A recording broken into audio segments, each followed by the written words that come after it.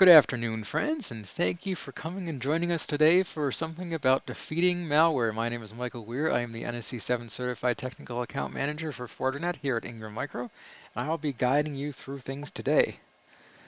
The first thing we want to talk about here to get to where we are is to know where we came from, and that is the history of malware. Now, we're not going to hit every single piece of malware because that would be an hour-long presentation or more. It'd kind of make Titanic look like a short movie. But we are going to hit some of the highlights here, and I'm going to start in 1947 with the first computer bug. Now, the first computer bug was a literal bug. I believe it was a moth. It flew into a mainframe and caused a short and brought the thing down. Very simple protection product on that, called a screen. Now, 1961 brought us something a little more interesting. It's not technically malware, but it's called Darwin, and what this was a competitive programming game where the teams made a worm, and the goal was to have the worm take over all of the mainframe's memory and push everybody else out. Now what happened is this turned into a very popular competitive game that inspired people to try this in real life, and thus were born a generation of script kiddies. 1982 had the humorously named Elk Cloner. This was actually a piece of malware written by a 15-year-old. It was a self-replicating virus for the Apple II. It exploited a little anti-piracy feature in the OS, ironically. But it's noteworthy because it was one of the first to use a specific attack vector. It wasn't just throwing out a net, it was actually aiming for something. That's what you get for anti-piracy right there, right? 1986 was a couple of things. The one we're going to talk about is the PC Write Trojan. Now, the reason I mention this is it was one of the earliest Trojans, and it hid in a piece of shareware. I bet you can figure out what the name was. It was PC Writer. And once in the system, it would erase all of the user's files. Not particularly a sophisticated endgame there, but it was something that became widespread and, like I said, was one of the first Trojans. Now, in 1988, we had a real cool thing called the Morris worm. It was a worm that infected a substantial percentage of computers on ARPANET, which was the forerunner of the internet.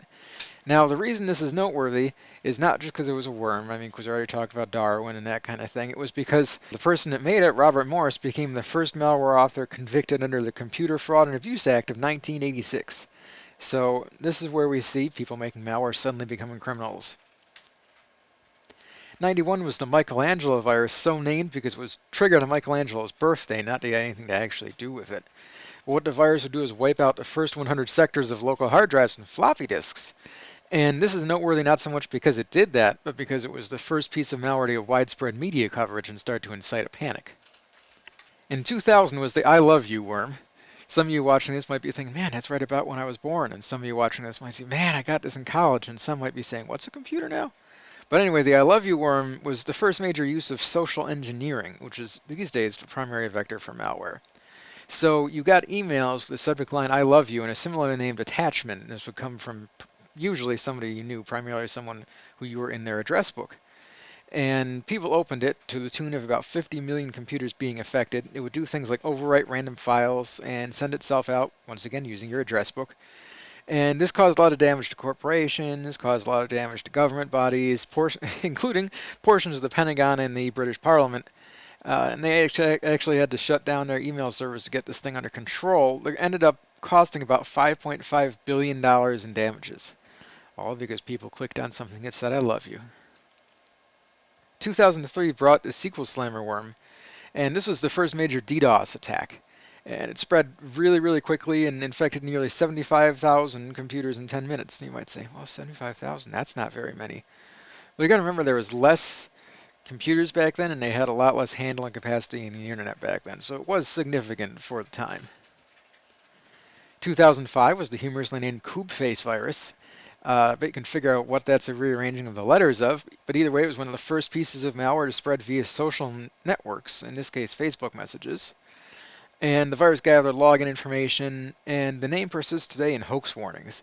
So you might occasionally see something go by on your Facebook feed or in a Facebook message from somebody saying, oh, Koopface virus, blah, blah, blah. Yeah, that's old news. It's just people trying to create hoaxes, or people trying to scare people, or people just being ignorant, which you're not now because you watched this presentation. Next up was Configure. Configure was a 2008 worm. It used flaws in the Windows OS itself to propagate and form a botnet. And it was really complex, so much so that it overwhelmed a lot of traditional antivirus. And this is when we really started looking towards next generation antivirus or more complicated solutions, because it it just plain couldn't be stopped by regular signature-based things in time, or it managed to evade. 2009 had Operation Aurora. Now, I can't tell you very much about this, and reason being, the full list of victims and companies and money lost and all that are still a closely guarded secret because this was the first major nation-state-led malware attack. They used it to gain access and modify the source code that companies of proprietary programs, tax security, and defense spheres. So obviously, no one wants to know what really happened. Nobody wants to admit they were a victim because then they'd be exposing some of their own flaws. 2013 brought us CryptoLocker. Now, this is a name you probably actually remember hearing in the news. It was the first ransomware. It kicked off what you could call the ransomware era, in fact, of people saying, we're going to encrypt everything and ask for money. And actually, there's still a lot of malware based on it today, which shows in some ways how bad malware protection is these days and how badly people are implementing it. But this kicked off what we consider the current era of malware. This one isn't a ransomware, even though I know I said that was just the current era of malware. But Backoff is interesting because it was designed to specifically target point-of-sale systems and steal credit card data. Now, what's significant about that is a lot of point-of-sale systems aren't what you would normally think of as a computer. However, they are. They're running software, they're passing data, so some intrepid soul was like, hey, I'll sneak into that. And 2017, this brings us up to the one that's still rolling around today, and that's WannaCry. So this thing has a really interesting story because it was a vulnerability uncovered by the NSA, and then the vulnerability was leaked onto the internet, Eternal Blue. Now the NSA, rather than telling all these companies, hey, you've got this vulnerability, they said we're going to keep it and weaponize it later. But then Eternal Blue came out, was released open sourcing the internet. It affected at least 150 countries, banks, telecommunications, hospitals, companies, warehouses, local governments. You could go pretty much on and on and on as far as you wanted with that. And this is what really pushed people to go from antivirus to next generation antivirus and really pushed people to go towards sandboxing in the EDR markets. And the other weird thing about it is it led to a lot of extensive cost-benefit analyses, sort of along the lines of what Ford did with the Pinto memo. And if you don't know what that is, look it up. It's pretty interesting. So we talked about the history of malware. Let's talk about the history of protection.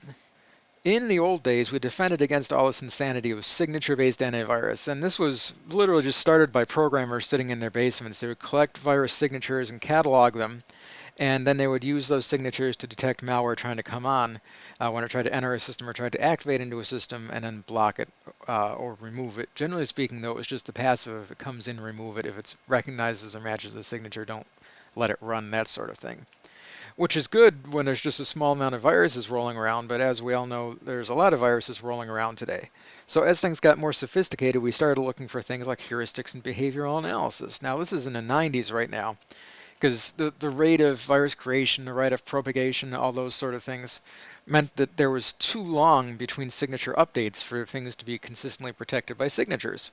So the main weapon of this was still the signatures, but it had a heuristics behavioral analysis layer that would look and say, does this act like a virus? Now, obviously, a lot of things that act like viruses do so because the things they're doing are legitimate functions. The problem therefore becomes it had lots of false positives. So you had to have something else to mitigate the false positives as much as you could without going into having false negatives. It was just always a balancing act. Then we get up to NGAV, Next Generation Antivirus.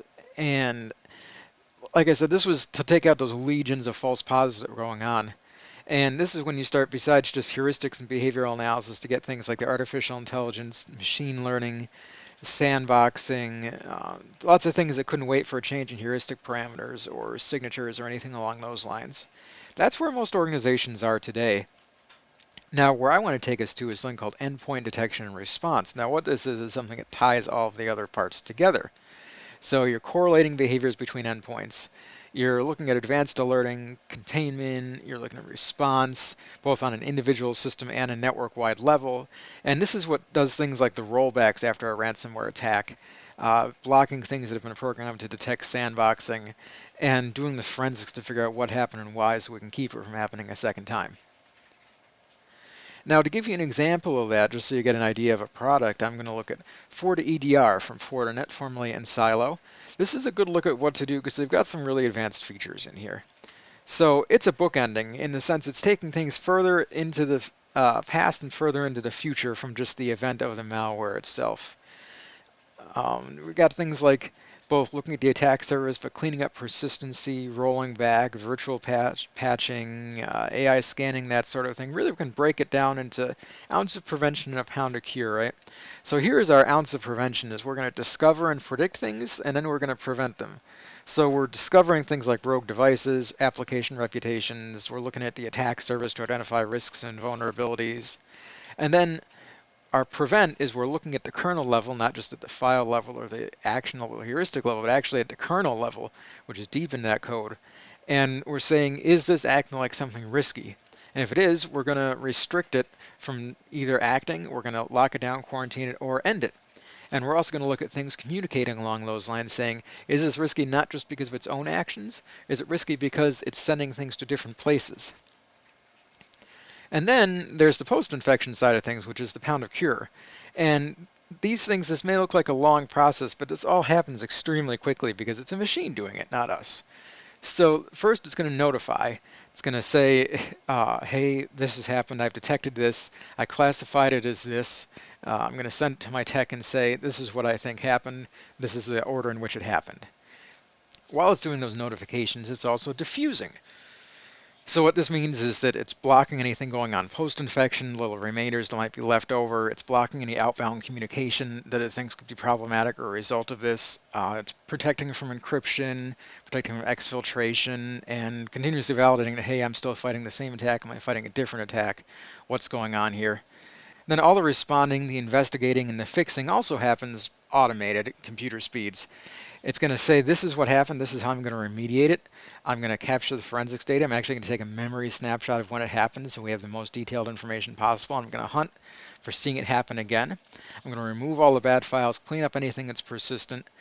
I'm going to do virtual patching. If there's a hole, we can patch it either isn't from the manufacturer yet or is a known vulnerability that isn't in any way protected yet. We'll virtually patch it. We'll say, this is the kind of thing that would exploit that, so we'll look at this. And the idea is that you're going to have business continuity this whole time.